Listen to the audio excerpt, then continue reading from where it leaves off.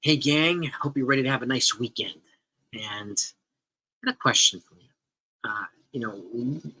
What have we seen that enables us to be excited about for the Yankees? There weren't many things to be excited about with this Yankees team this year. I mean, Garrett Cole and obviously I'm Judge and a couple of pieces. But one of the things that I think is quietly a very strong asset that's not talked about enough is their bullpen. Okay, and I'm going to give you 5 examples. Okay, and then I'm going to pivot to another crazy trade proposal that I've uncovered. So make sure that you subscribe to this channel, by the way. That way, if you want to be kept in the loop on all things Yankees or all things baseball, breaking news, every free agent move when free agency starts, and everything else, you'll get it here. You get a live time, you get all the inside info. So be sure to hit the notification bell as well if you hit the subscribe button. So I thank you for both. And I will take care of the rest. But let me give you 5 examples, okay? Ian Hamilton came out of nowhere. He had a 4.91 ERA before he got here. 2.64 ERA since he's been here. Nick Ramirez, 4.55 ERA before he got here. 2.66 ERA here. Wandy Peralta, 4.72 ERA before he got here. 2.82 ERA since he's been here. Clay Holmes, 5.57 ERA with Pittsburgh as a middling reliever. 2.50 ERA since he's been here. Okay, and Lou Trevino was acquired in the Frankie Montas trade. 4.04 ERA with Oakland, a 1.66 ERA here. Now he's coming off Tommy John surgery, and there is a chance that he might get non-tendered with a couple other guys. But you could see the progression in ERA, how much better they got. I call it the Matt Blake effect. Okay. And he has an impact on a lot of these relievers that come here as either middling and mediocre relievers and get better in a lot of different areas, whether it be command, whether it be their pitching mechanics, their overall performance, particularly their ERA. This is one reason why the Yankees bullpen is one of the best in baseball, because of Matt Blake. We're lucky to have this guy. We really, really are. And now so I talked about a crazy trade I did yesterday. And by the way, I want to know what you think about the Matt Blake effect. Are you as happy that we have him as I am? And there's some other relievers. We've got Scott Efros coming back, okay, from Tommy John. Trevino coming back. And again, Trevino might be non-tendered. Herman might be non-tendered. Some other guys who might not be here. So it makes sense for them to continue to bring in relievers because that's what they're really good at. They're good at making relievers into better relievers. They have a very, very, very high success rate in that regard. So hopefully they'll continue to do that. And speaking of that, I want to give you another crazy trade idea. I talked about one yesterday that was given by someone fan-sided over with the Yankees and the Brewers, which was crazy. If you haven't heard it, go check it out. I want to know what you think. Today's another one. This is from Joel Sherman. And he's proposing that the Yankees send Jake Bauers, a man who struck out 35% of his time as a member of the Yankees, okay, to the Marlins in exchange for reliever Tanner Scott. So he's a soon-to-be 29-year-old left-handed crafty reliever. Let me just give you some insight into Tanner Scott's performance here, okay? Again, a crafty lefty. This year, he was 9-5 with a 2.31 ERA, 78 innings pitched, and 104 strikeouts. Career-wise, 296 innings pitched, 402 strikeouts. So he clearly averages more than a strikeout per inning. He's a guy that shows with his innings pitch that he can either go more than one inning per outing or a couple times per week without sacrificing any of his performance or reliability, which is what the Yankees need more of, right? We had some guys wear down towards the end of the year, and that's not only because of the lack of performance for certain starters, not named Garrett Cole, but it's also poor roster construction, poor depth. So it's a combination of things. So, but this trade here seems a little bit laughable. I can't see in the world how on planet Earth the Marlins would agree to this trade to Jake Bauers, which is why I think maybe the Yankees can expand it.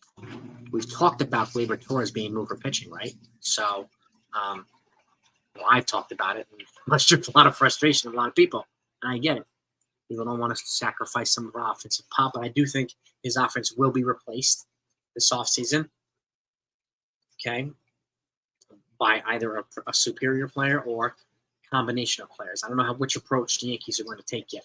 All we know is that David Haustein, according to reports yesterday, showed that he's willing to spend more. How much more? We have no idea. I'm not going to speculate either. We'll just wait and see.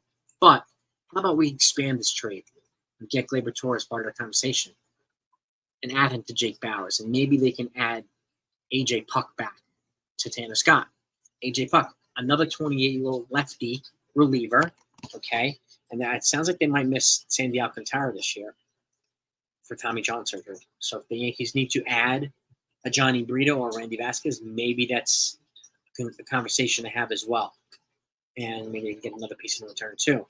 But A.J. Puck is another one here. He was 7-3 this year, 3.97 ERA, so it's not that sexy. But look what the Matt Blake effect does to ERA, okay? And 56 innings pitched, 78 strikeouts. So he averages more than a strikeout an inning. 147 career innings pitched, 183 strikeouts. Has that same type of repertoire, same type of ability to get more than one strikeout per inning as Tanner Scott does. And he's not a free agent until 2027. So you have 3 controllable years for him. Tanner Scott's not a free agent until 2025, so you have this year controlled. And if you like him, you could probably re-up him. But this is the way of getting 2 additional left-handed relievers, particularly since there's no guarantee we're going to bring back Wandy Peralta, Trevino. I don't know what they're going to do with Nestor Cortes. So this is a way of getting some more weapons for Matt Blake in a bullpen to utilize to continue fortifying this strength that they need to fortify, right? And I think it's a good idea. Definitely worth one worth investigating at the very least. So, and again, getting multiple relievers. Yeah, I would love Andres Munoz from Seattle, but I think it's going to be a pretty significant proposal to have to go to Seattle with no guarantee that the Yankees could get him. There's no guarantee something like this could happen either. But the fact is, the Yankees line up nicely with the Marlins. They've been loosely connected to Gleyber Torres for a couple of years now. They just never pulled a trigger. Now maybe this presents an opportunity for them to, if they happen to like Jake Bauers, they can get 2 bats in exchange for 2 arms, relief arms. And they're also good at developing relief pitchers, as are the Yankees. So it's not like, I don't think it'll be a huge loss for them either. They're probably going to be more interested in trying to replace Sandy Alcantara in the starting rotation than they will relief pitcher. But this gives them some more bats, and their bats were shut down in the playoffs by the Phillies, who are shutting down pretty much every team's bats. So they're hot right now. But fact is, let me know what you think of this, because this is an intriguing one. The trade itself, Scott, for Jake Bauers is kind of laughable. I don't see that ever happening. But if they can expand it and make it more appealing, then I think the Yankees and Marlins can actually line up for an actual trade. So, but I want to know what your thoughts are. Load up the comments. This is one that might present itself later on or in a greater conversation. It might actually grow some teeth and become a thing here. But we'll see. We'll see what happens. But that's what I got for you right now.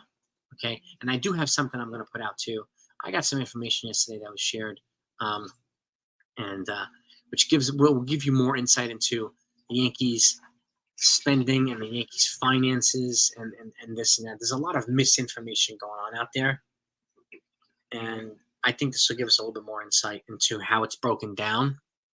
That is a lot of noise, a lot of attacking them, a lot of just, I think you'll find it interesting and more enlightening. I found it enlightening to me. It was something that I got last night, got a hold of last night, and I find it interesting. So I want to share it with you because I want to know what you think. So that's coming too. Coming tomorrow, Monday. So, but other than that, I should say, have a great weekend. Go Yankees, and I'll talk to y'all next time.